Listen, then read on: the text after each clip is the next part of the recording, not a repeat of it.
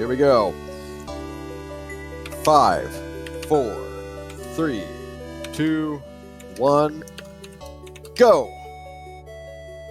And our speedrunners are off! In theory, with an acceptable amount of delay. So, what I was mentioning about Uzume's attacks is we end up with arrows which are fired simultaneously on the same frame, which means that it is possible for them to then attack on the same frame, which leads to us being able to do some boss skips. So it takes the character who is otherwise the slowest in terms of attacking and turns her all of a sudden into possibly the fastest character just by virtue of the fact that she can skip bosses, or at least boss phases. So, as we wait for the stream to catch up here, a couple of things to look out for. Both of these players are very skilled at Uzume. RMF has amazing fundamentals. Like I said a few minutes ago, Cicada currently holds a world record for 100% with Uzume. So, you can see them being a little bit careful. Uzume also in this first section, which is called Forced Awakening, you're going to notice them take a little bit of intentional damage. And the reason being is because that blue bar that you see underneath their little health pips. And that is our SP. Now, every time you attack an enemy, you get SP. There's a combo system, so that the more enemies you kill in sequence, the more SP you're going to get for your efforts. However, because Uzume's attacks are so slow, and because they are so distributed, sometimes it is actually to our advantage when playing this game. Oh no! Cicada actually ends up dropping the orb there. So these orb carriers are very dangerous. Any damage that you take will actually cause a player to drop an orb and will delay them. But picks it up quickly, actually arrives at the platform in game time anyway, at the very same time as RMF. So there we go. They activated that Tori. We just call them shrines as well.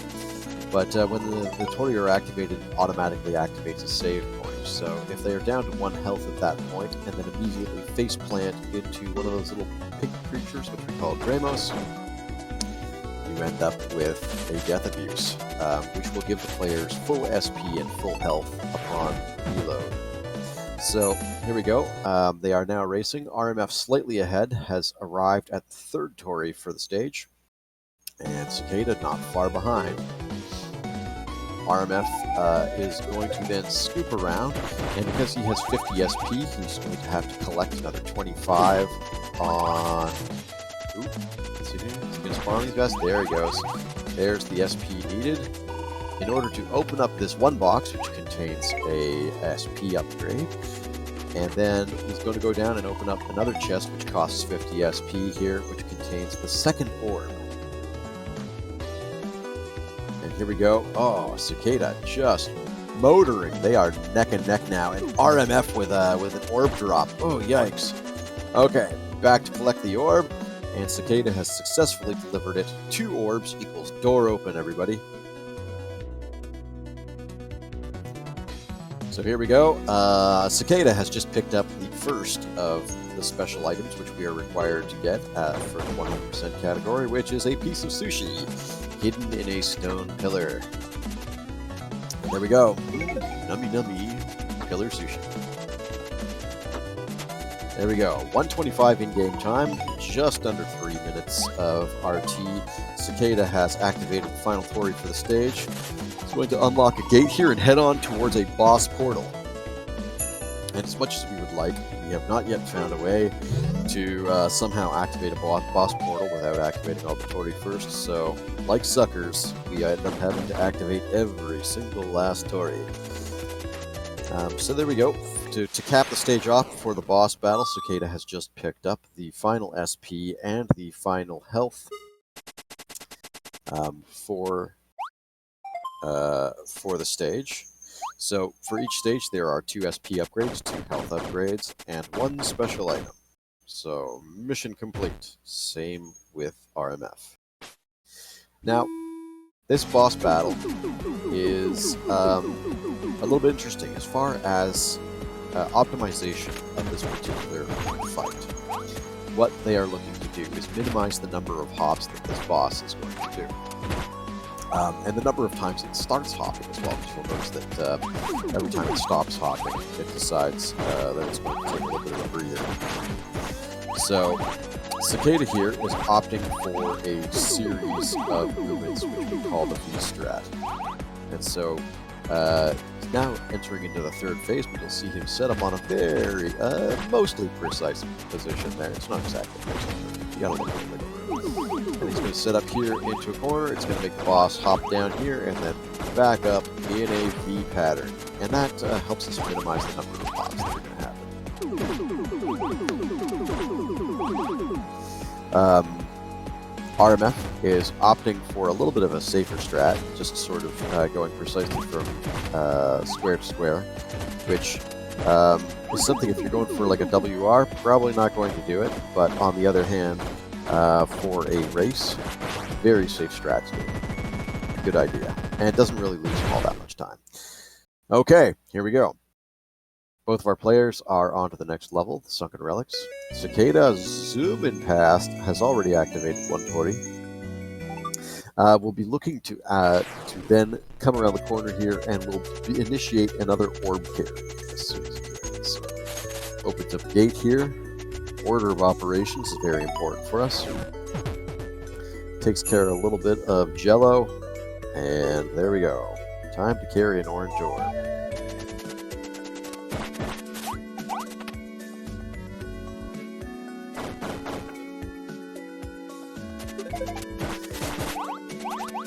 And this, I think one thing that it's pretty easy to notice here is that the orb carries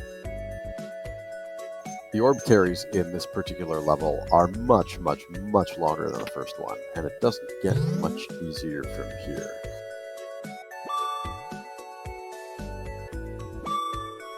So they will be coming out. Just do any of them. Neither of the players, I think, are going to opt to pick up the health upgrade early here, but they're going to speed on to collect the SP upgrade.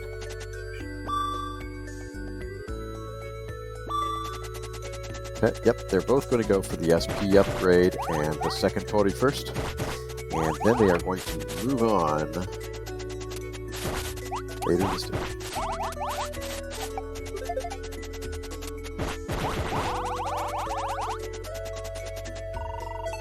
And RMF picking up the SP upgrade, not too far behind, but you see actually in a race setting, these orb drops can make a huge difference. Okay, so Cicada executing a perfect bridge skip here. Now, I'll be able to explain it a little bit better as RMF attempts it, but what's going to happen here is that just as we activate the switch, we're able to, if you, within, like, I don't know, fractions of a second, you activate the pause menu, what happens is that you can unpause the menu, and it initiates the cut sequence, but normally where your character movement is paused during the cut sequence, you can then move ahead. So both players end up doing that skip perfectly. And the other nice thing about the bridge skip too, or at least the pause skip, is that it also means that the player doesn't have to wait for the cutscene to finish. Oh, here we go. Cicada, 3 Tori down, looking to cap everything off with one final key carry here, which is going to lead to the 4th Tori. On the way to getting the 4th Tori, you can see a little bit of SP management here by RMF, and they are going to get themselves a hamburger. Why a hamburger? Why is it in a pillar? How long has it been there? We don't know, but it gives you full health and full SP. There we go. Last Tori activated for Cicada. RMF hot on his heels with the key. RMF just at 0 SP. That hamburger is going to be awfully tasty. Fills the hunger gap. And onto the Tori. Both characters, or both players I should say, now racing towards the boss of the level. So this is the first boss. We've tried many times and failed to execute the boss phase skip that I mentioned at the very beginning of the race. But however, this level here is susceptible to it. So both players, in order to save maximum time, will be looking to execute that. Here we go. And Cicada pulls it off. One arrow goes into one of the sections of the boss which cannot be damaged. The next two shots find their home, delivering 2 damage, like 1 per each arrow, and then a shot of 3. So each orb normally only has 3 points of damage. Oh, there we go. Oh, and RMF pulls it off too, just a little bit late. Has to wait for the boss to cycle back again. So, well done, both players. This is turning out to be very exciting. So what happens is each boss orb has 3 damage points. And by firing the 2 arrows simultaneously, that does 2 damage. And then by firing the other volley, which is a series of 3 arrows, then they all simultaneously hit the boss orb. That overflows the damage. And the logic in the game doesn't have any exceptions for this. It just sort of pushes the damage to the next one. Except instead of doing the normal damage that the arrows do, it ends up doing what we call true damage. And the true damage will kill anything instantly. Which means that when the damage overflows, it goes to the next 2 boss orb stages. And you do that, it kills those orbs, and they're able to skip. Now, one thing that can happen as a result of that, actually, is that you can end up with soft blocking the game. So it is a high risk, high reward. Scorching Labyrinths here. Cicada has just unlocked the first Torii for the level. We're looking to unlock this gate and then initiate a key carry. One thing that this particular level does, and I didn't get a chance to explain it, is it introduces the concept of these kill rooms. So they are rooms, they are gated. You are forced into a position. Okay, this is good. I'll cover this in a few seconds too. Whereby you have to kill all of the enemies in a particular room before the gates will then lower. And this is one of those cases. There's the gate closing animation. Uses the same logic that the bridge skip does. So we are able to pause and unpause there to save a few seconds. Well, over the course of the game. So, as anybody who was watching RMF's screen might have noticed, actually, well, I guess and Cicada too, they just did it in a different order. We also have a crow with an apple on its head, which is hiding in a pillar. We love hiding things in pillars in Kamiko. If you need to hide something, you need to hide it really well for a few thousand years. 400 years? I think the timeline is really well discussed in this game. You know, put it in a pillar. Somebody will find it eventually. Might help them out.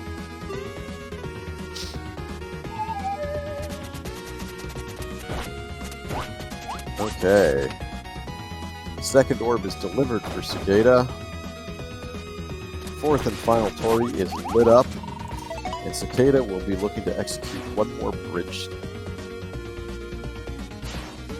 So what's going to happen is you'll probably see Cicada sort of come around the corner. There's a couple of blocks there. It needs to clear out those blocks. You don't clear out those blocks, and bad things can happen, because during the bridge skip, we're of course running part of that bridge skip, which is blind. So in order to pull it off appropriately, and RMF is going to have to keep his combo going here. RMF is actually really good at counting combos. It has basically the combo table memorized, so you'll almost always find him, if he's on mic anyway, counting up the combos in order to get the exact number of SP that he needs. Okay, here we go. Not clearing out all of the blocks, just the ones on the center and the right-hand side. If all things go well, bridge skip should go off without a hitch, and there he goes, right across the bridge skip as Cicada closes in on the boss of the Scorching Labyrinth.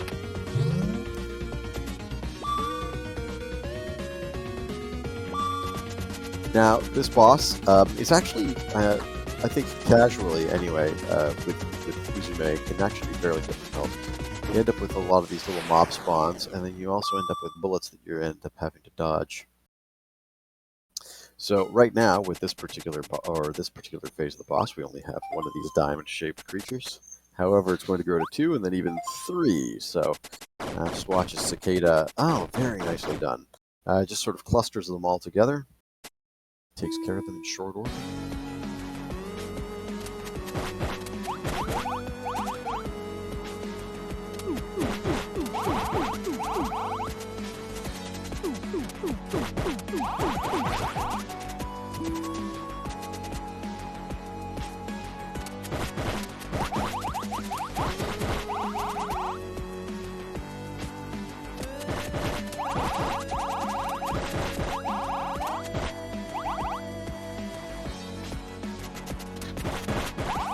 All right. Ooh. Cicada, taking care of the boss nice and fast, eh? But RMF, maybe less than a minute behind here, taking care of... Ooh. There we go. Phase 3 of the boss.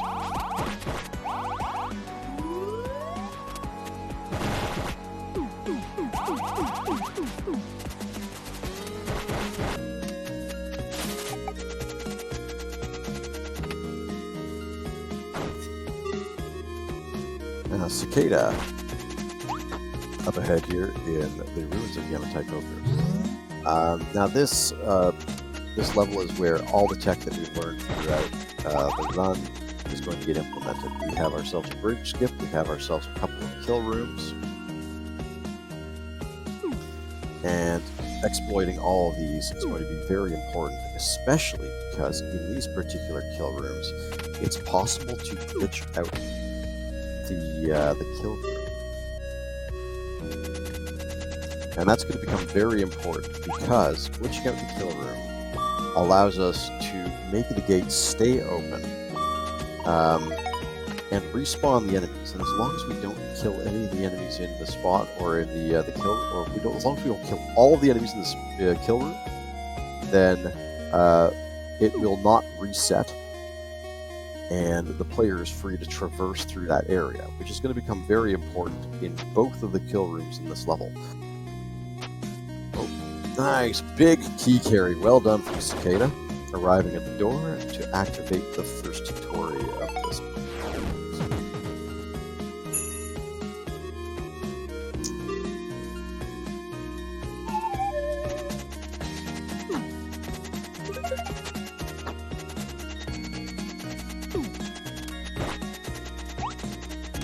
Cicada clearing out a little bit of the creatures here. Oh, tries to activate the vending machine from a distance. In this game, using weapons on vending machines gets you things. Don't recommend you try this in real life, but in Kamiko, perfectly fair game. Okay, Cicada is going to be setting up for the first kill room glitch here. Alright, see, leaves one enemy alive, and there's a position here. And there we go. So we stand near the gate, which technically puts us out of the spawn zone. And so if you re-enter the kill room zone just as the last enemy dies, then you glitch out the room. So you can see that the gates are now completely left open. And provided Cicada can avoid those gates, or avoid killing all the enemies, and mind you, when he does the next orb carry, manages to avoid getting hit by any of the enemies, she's free to waltz back up exactly the way he came and drop the orb on the pedestal that's waiting. Okay, so looks like we can see Cicada clear a little bit of the trash out of the room and prepare for the orb carry. RMF, also successful kill room glitch. Well done.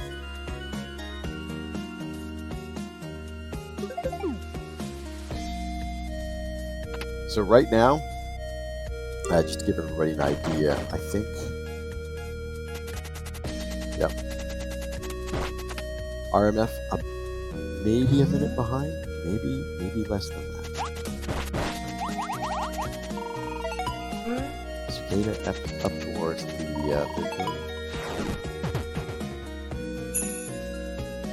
So I want to throw it to chat. Oh, nice dodging by RMF. Manages to miss the bullets there. Waiting for those white Dramos to dance out of the way, and has successfully delivered the orb. Took a little bit of patience, but got there in the end.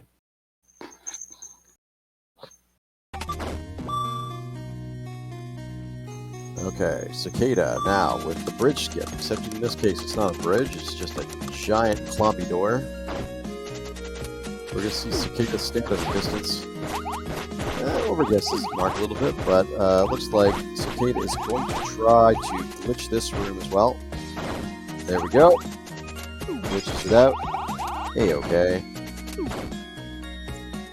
Activates the vending machines, and now Cicada, provided, again, leave some of the enemies alone, is free to traverse. There we go. Our final special of the game, a statue of Skipmore, the developer. And on towards the last story. Welcome, Raiders. This here's Kamiko. It's a little indie game from 2017, developed by Skipmore and Kamiko, published by Fly Highworks. Right now, our runners are in the middle of their first run here. The round robin of this tournament is set up to be best 2 out of 3. And we are in the closing minutes, hopefully, of match 1. So over on the right, you'll see Cicada is currently fighting the boss here. So this final boss has 2 different forms. So you're going to see the boss spitting out these discs that need to be taken care of. But thankfully, those little mobs there not causing any problem. And Cicada is using a little position here. So there's various different points on the map where the intersection of tiles doesn't carry any damage to them. So as long as you can find those, and they're pretty easy to do on this route because of the geometry that you see on the floor. Oh, so they're both in there. Oh, this is gonna be so close.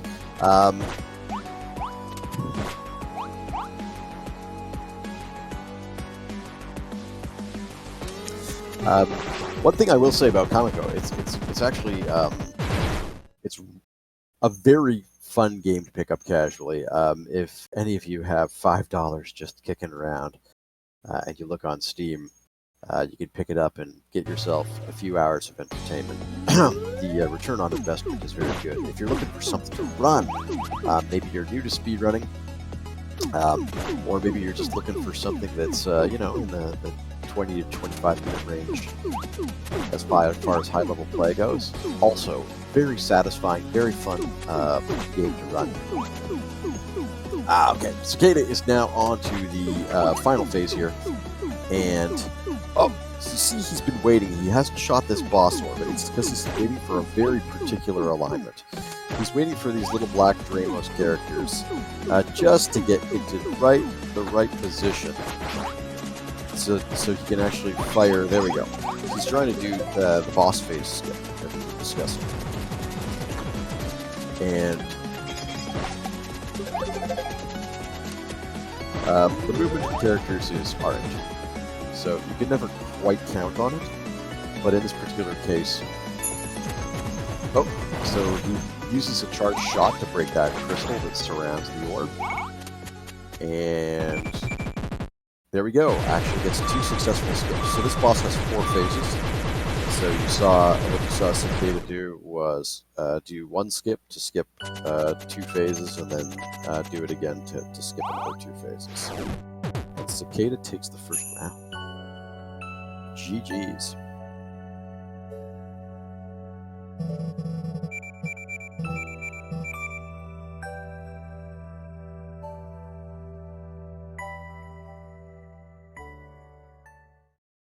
And RMF is so close behind, so 23-15 final for Cicada.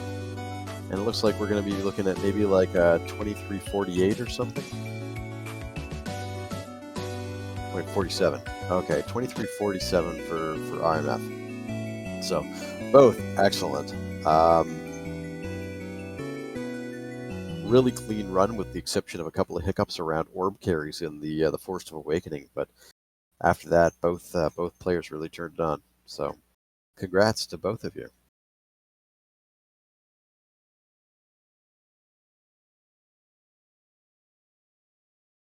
Okay, so the person who took the loss in the first round gets a chance to take a pick of character for the second round. So this is going to be an interesting choice. Now, Yamato is next. Okay, so now we're going to see actually the former world record holder, being RMF, versus the current world record holder, being Cicada. Both of them are extraordinarily skilled with this character, so I hope you all get a kick out of this. Let me know in chat if you want anything explained along the way. Okay, countdown is inbound.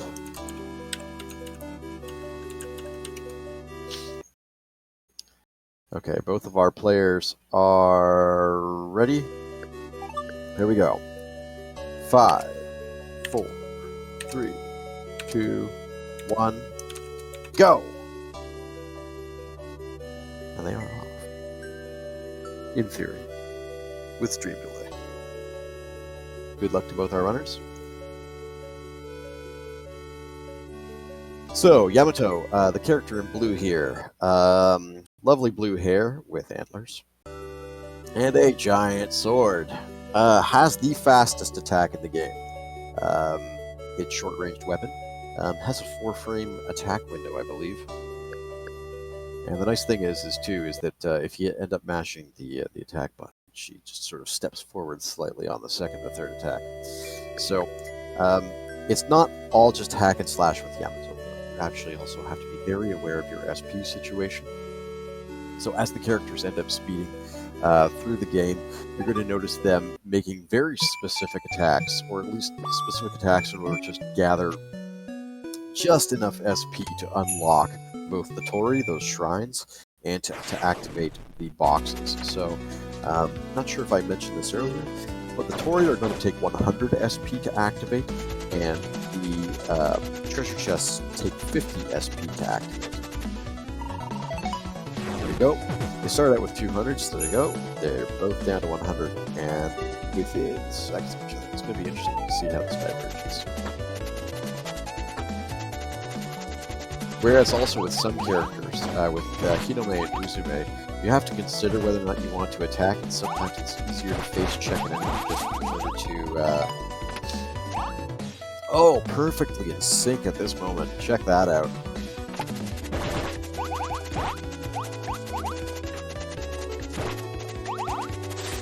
Keeping that combo going. Both of them have 6 combo. See, the routing for this is so incredibly specific. It's crazy. There we go. RMF to the shrine first.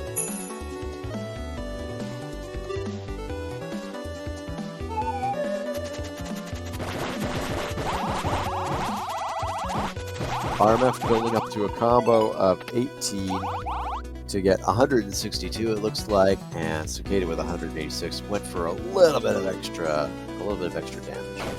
So RMF is going to have to build up a little bit of SP on the way back down, but Cicada should be able to run scot-free all the way down to the treasure chest, which contains our first upgrade of the level. Just within a second, maybe 2 of each other. There we go. RMF, there you go. Should now, with one more attack, have enough SP to open up the treasure chest. They both reach the treasure chest. This is so close.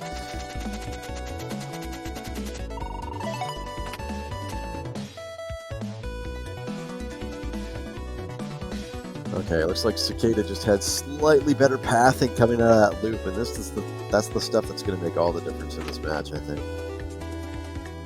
Both of them are so incredibly skilled at it.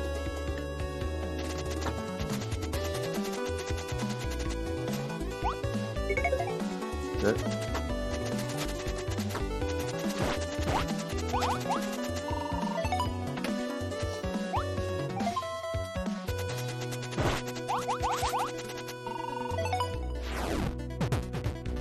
Big time's back in sync again. Oh my goodness. Maybe 2 seconds, 3 seconds separating RMF from Cicada. So, same deal. The boss, not much changes between Uzume and Yamato in this particular boss. They're both going to be looking to pick up these final upgrades for the level. And again, if they both manage to execute the proper strategies to minimize the number of hops that the boss is going to take, we should be keeping in sync. However, I know that Cicada is very, very comfortable doing the V-strats, which are associated with the shortest hop pattern, and RMF is not. So we might actually see Cicada pick up a little bit of time. Cicada takes a bit of damage. Okay, there we go. Not too far off.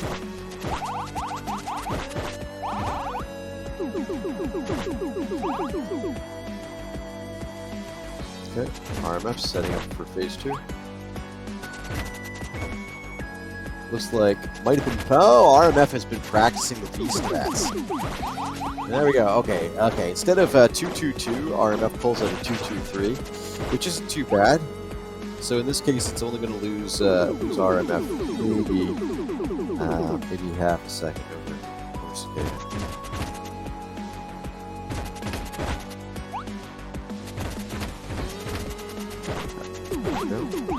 Opting for a very safe phase 3.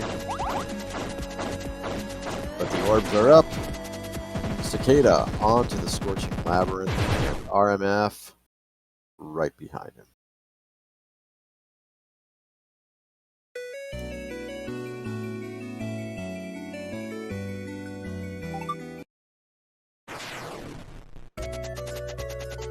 So if you're just joining us, and you need to know anything at all. If you say, well, what's an orb carry? What's a bridge skip? What's a pause skip? Happy to answer you.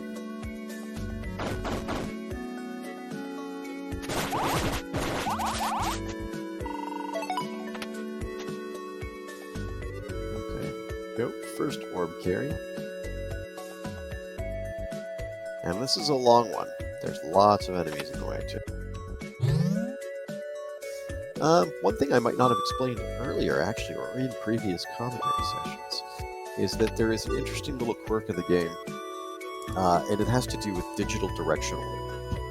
So, the vast majority of the time, runners will end up using the analog stick. However, either by macro or just by using the D-pad on a controller, players can switch to using movement via that method. And what this will do is that you'll notice the characters occasionally moving on the diagonal, and it will be a pure diagonal. And the reason why we want it to be a pure diagonal, or at least it's a pure diagonal by virtue of the fact that they are using D-pad input. And something about the way the game was coded means that when the D-pad is used for diagonal movement, it's a little bit faster.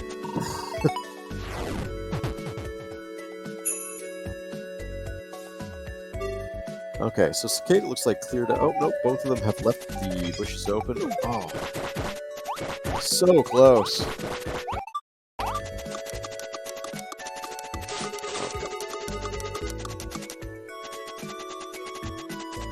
There we go. Well executed bridge skip for Cicada. Goes on to move a block. On we go. Cicada. Oh, yeah. The movement choices are very interesting, I find. And that's one interesting thing is, yes, there are some bits of routing which are just faster than others. The enemy RNG, both in spawning and in movement, means that there's a chance to jazz it a little bit when you're playing this game. Is that you're constantly having to make decisions around the enemy RNG. And how that's going to affect your everything from just your physical routing to your SP routing, and so on. There we go. Boom. they're on to the key carry.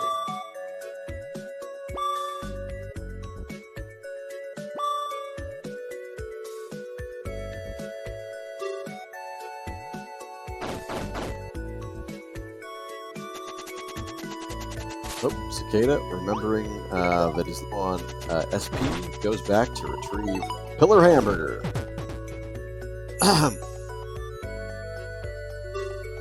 When you want your hamburger pre-chilled, think Pillar Hamburger. Okay, Cicada has picked up all the items for the stage. RMF has picked up all the items for the stage, and they are both on to the boss. Now, what can we say about this? We're not going to see a boss skip, that's for sure. Oh, 1 second here. Forgot to update the active character. There we go.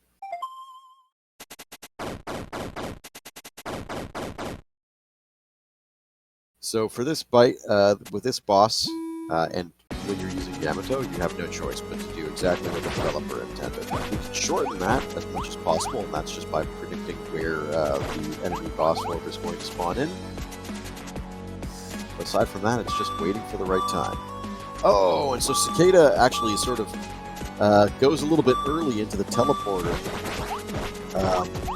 and that actually causes the boss orb to do an extra movement. And so it looks like actually RMF, as a result, has managed to creep ahead.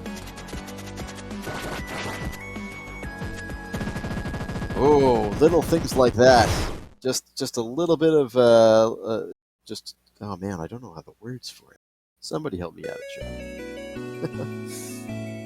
A little bit too much anticipation, and it resulted in RMF pulling ahead. So much respect for both of these players. Okay, here we go. Speeding through. And I gotta say, Yamato's, like, the way you can just sort of cut through swaths of enemies and blocks and everything is so satisfying. Okay, there we go. You see again, RMF using pause. Pause skip. Skip. Yeah, the door's opening, closing. It's going to be doing a charged attack here to take out the enemies in the room. Makes very neat work of it. Executes the pause skip to get out of the pin room. And right on up to the first Torii. Now it looks like we're going to see a little bit of divergence in the way that they're choosing to handle this. RMF has yet to open up the gate trigger. So we're doing that on the way down. Here we go. Boop. Gate trigger. And probably going to look to clear a couple of the trash mobs out of the way here, to make life a little bit easier for the key carry. So it looks like both these players here are going to save picking up the special item for their trip up north again.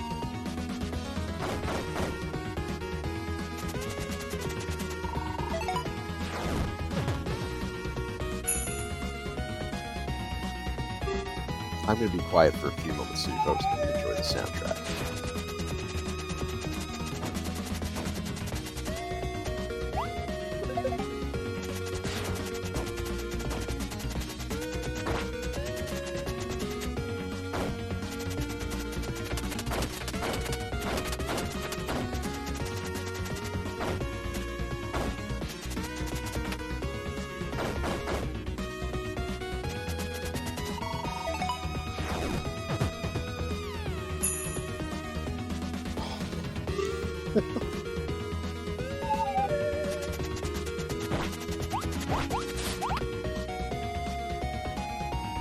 Only 6 or 7 seconds separating the two runners.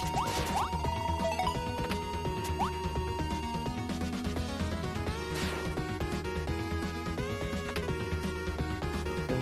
Both orbs are on their pedestals, allowing RMF to activate the final Torii. So after the final Torii, looks like it'll just be one to collect a little bit more SP, maybe one more attack. And what that'll do for him is allow him to open up the door to the north here, which gives us access to a switch. And then open up the treasure chest containing the health upgrade. RMF on the move. Bridge skip. Oh, gets there really early. That was beautiful. Well executed. And Cicada's neck and neck. Oh my gosh. A little bit more careful routing there by Cicada seems to have closed that time gap.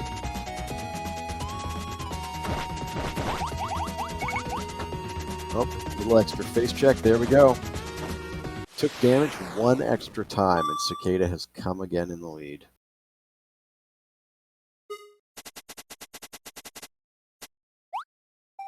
And they are now... Oh!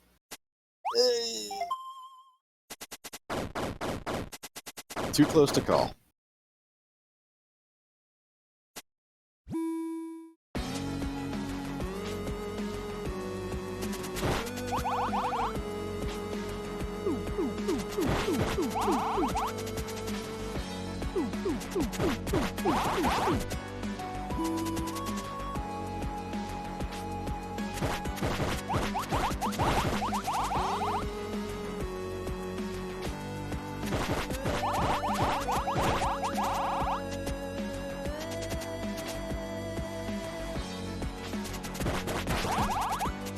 Oh, and see, RMF just decided to stand back there and camp out to see where the enemy boss orb would spawn, and it seems like that has allowed him to catch up just those fractions of a second.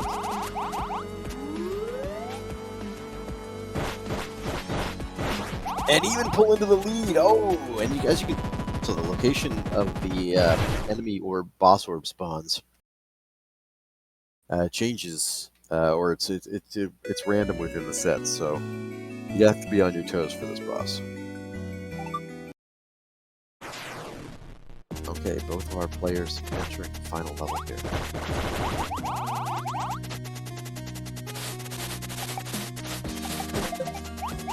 So right now, Cicada is up 1-0 and this is RMF's only shot to keep the game going and go to a game 3.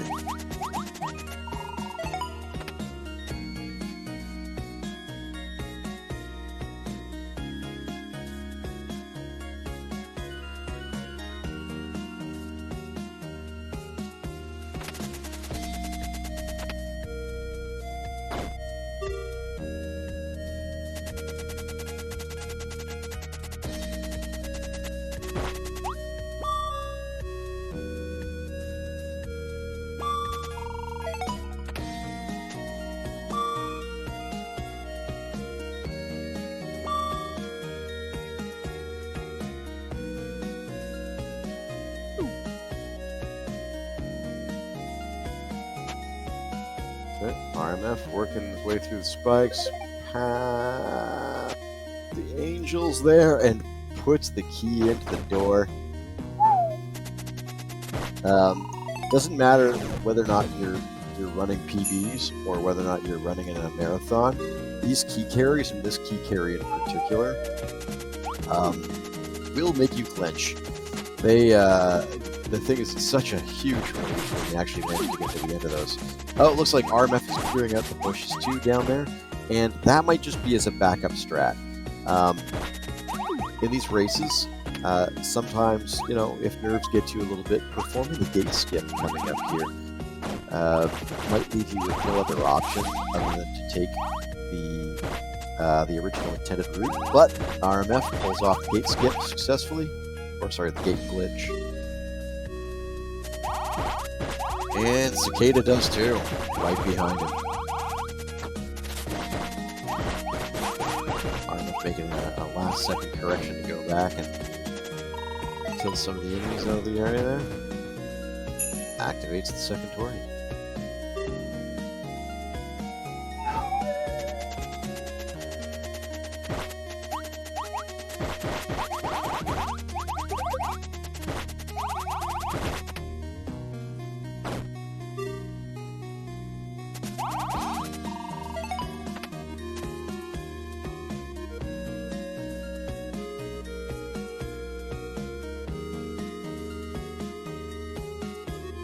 Good, clean orb carry from RMF. And it looks like Cicada is going to do the same as well.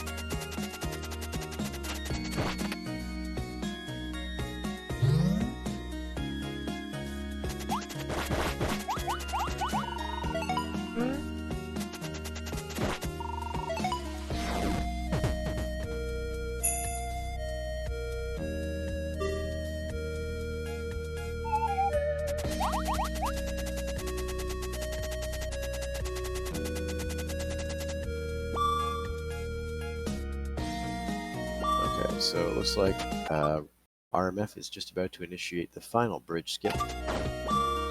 Has to unpause there just as the gates start to open. If you don't, you end up soft locking the game, and that'll lose you a few seconds while you reload. Decides to charge back up in order to make quick work of those. Do a pause skip in order to... Oh, there we go. Makes quick work of the enemies and the vending machine there. Cicada, very much the same. Cicada opting to do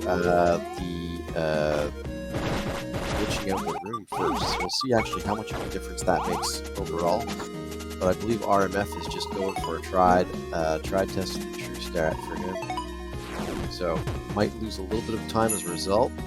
So we should see sort of how much time Cicada is able to make back as RMF goes through the room a third time with a charge.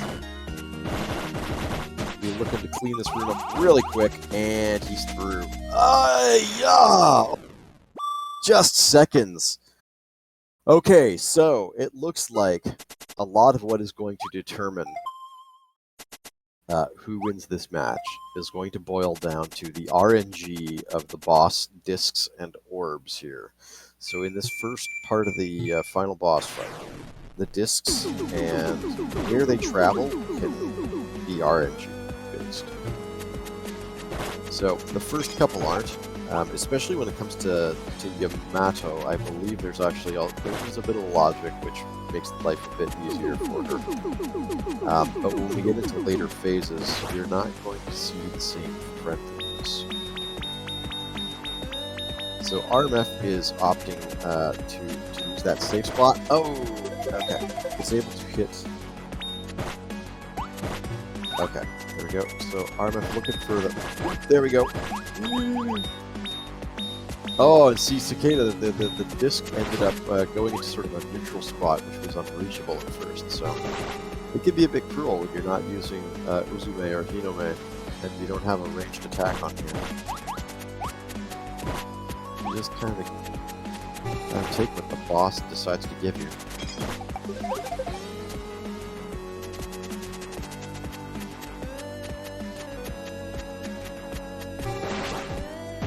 Oh, Cicada ever so slightly ahead.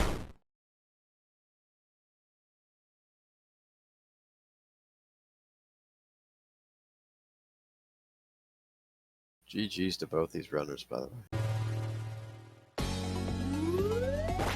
Okay. They're going through the charge shot to open up the crystal and kill the boss orb underneath. And so, one other factor that might come into play here is just how much SP they manage to farm and whether it's enough. And also their placements. So it looks like Repent is trying to farm up enough SP. He's going to have to do a couple of extra slashes here. So King's going to be able to kill the boss orb right away. So it's just little things like that that are going to make a difference.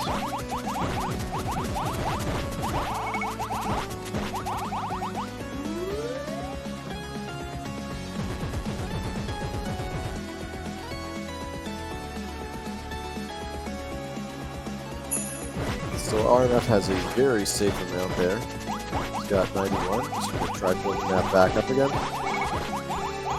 There we go, has 78, which should be enough to kill the crystal and the orb underneath.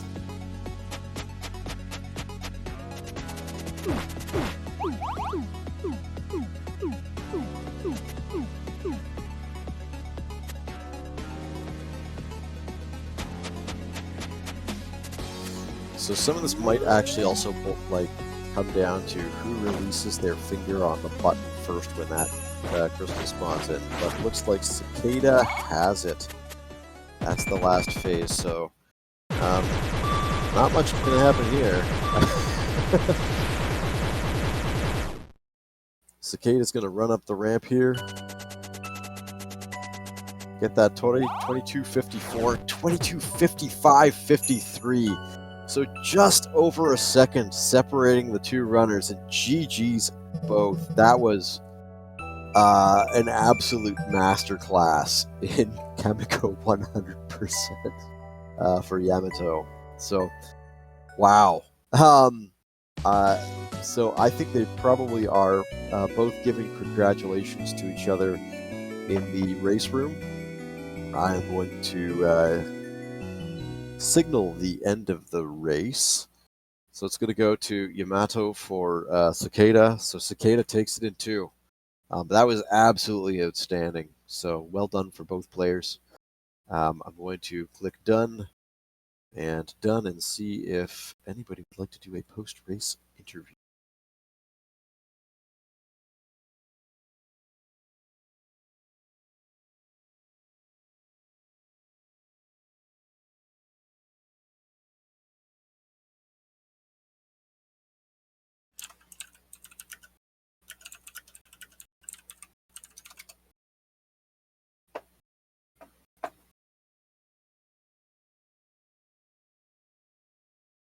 At any rate, yeah, GG's. Well done, everybody. And thank you, everybody, for sticking around throughout the race.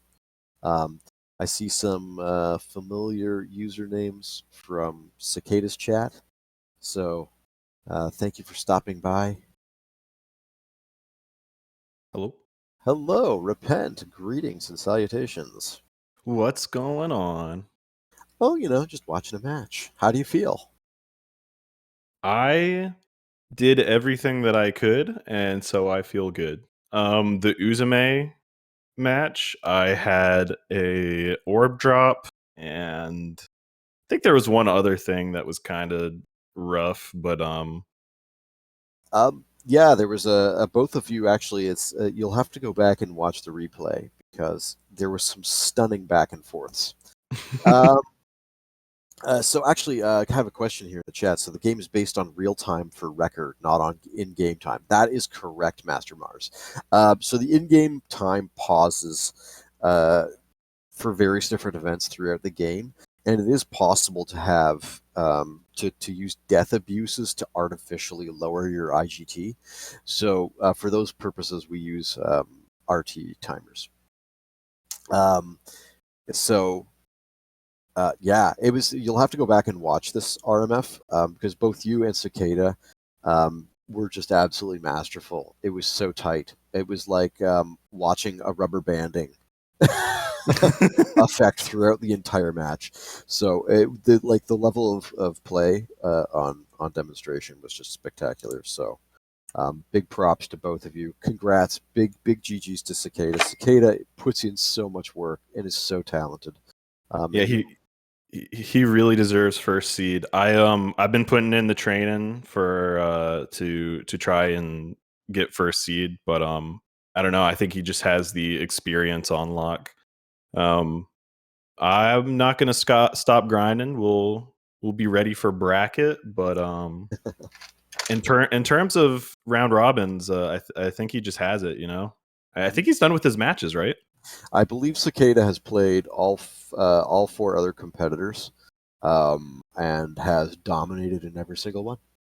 I want to say Mason took a game, but I actually thinking about it, I don't think anyone took a game off of him. No. So That's wild. Yeah, Cicada is the master. Anywho, big shout outs to the rest of the Kamiko speedrunning community. Shout outs to Mason. Shout outs to Henny022. Shout outs to Cucumber. Cucumber, where are you? We love you. We miss you. Come back, Cucumber. Come back, Cucumber.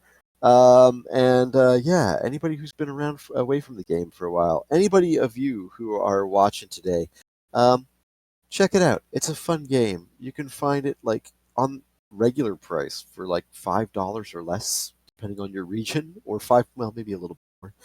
On Steam, it's available on every platform, but fantastic little game. I mean, speed runs, you can see it here. I mean, in the 22 to 20, like to 30-minute range. So it's a nice easy barrier to entry, but high level of mastery speedrun. and we'd love to have you. So, any closing remarks from you, RMF? Yeah, I did have a couple of questions about the race itself. I Mhm. will go back for sure and watch at least the Yamato one. I might watch the Uzume one. 30 seconds was definitely doable, but at the same time it was like pretty silly mistakes. Like I think the orb drop cost me like 9 seconds, all things told. The I don't know if you'll be able to remember. I could only glance. Did Cicada get good RNG on the last boss fight, like with the phase 2 orbs? Um, sorry, this was on Yamato. Yeah, Yamato. Second enemy or second final boss form. So first final boss, Oh, the discs or the orbs? Sorry. they are different. You're right. The discs. The discs. Actually, he. I mean, I'd say 75% of it was good RNG, but he did have like one that decided to float mid boss, like right dead center. Yeah, okay. You know what? I'm not even mad then. I had 2 bad RNG phases or discs right there, Yep. but looking at the results, I don't know if it would have mattered. Like maybe it would have mattered, but it's just a good race. Like if watching, I think Mason and I had a race like this when we did GDQ Hotfix. If watching a race that's within a second of each other, and you kind of have to look at the tapes to be like, did they tie? Then I don't know what else will entice you to get the game. It's like $5, $2.50 most of the time because it's like almost always on sale. Hmm. You come in here and we'll get more people for the tournament, and then I don't know, because I don't think it's not that Cicada was like always gifted. He's like a good gamer, but I think he started with like a 24 Yamato time, just like anyone else.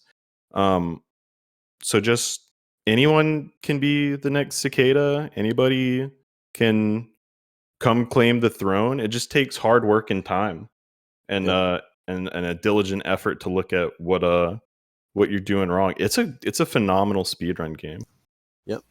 And I guess one thing I forgot to do is shout out to Skipmore and Mhm. Kangakuchi and the rest of the folks there at. Um, sorry, my brain is just completely gone right now. Fly High and what's the other team? Circle Entertainment. Circle Entertainment. So yeah. Um, also made the Faerun games and also Trenzi Ruby. So yeah. Well done, everybody. So big props, GG's RMF. That was like yeah, it was fantastic. Thank you. And Uh, everyone can tune in tomorrow. Is that in stone yet for you and Henny or no? I don't know if Henny submitted it, but yes, we're going to submit it now. So hopefully it doesn't shock the mods within a few minutes here. All right. And um, but the plan is to tomorrow at noon Eastern date time. Um, it'll be myself versus Henny 022. all right, sounds good. Oh, it's Skyda. Yeah, Cicada is here. Congrats. You did amazing. Yeah, congrats too. Thank you. It was very exciting, very close. Yeah. Oh, it was amazing to watch. You are both fantastic. So I need to get off of here, but again, GG's. You're amazing, Cicada. Thank you for the race. Yes. Arigato.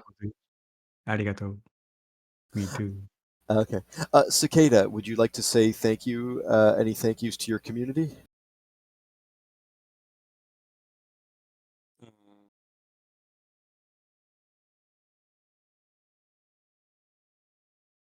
Okay. Well, thank you again. It was absolutely brilliant watching you run. You came back from some incredible bad luck there with the orb carries, um, and some downright unfriendly RNG. So, but you did amazing, and you came back at every single time. it was a thrill to watch. So I hope you have a great day, and I'll type that in chat too, just so that just in case I'm speaking too fast. But anyway, have a great day, and we'll see you soon.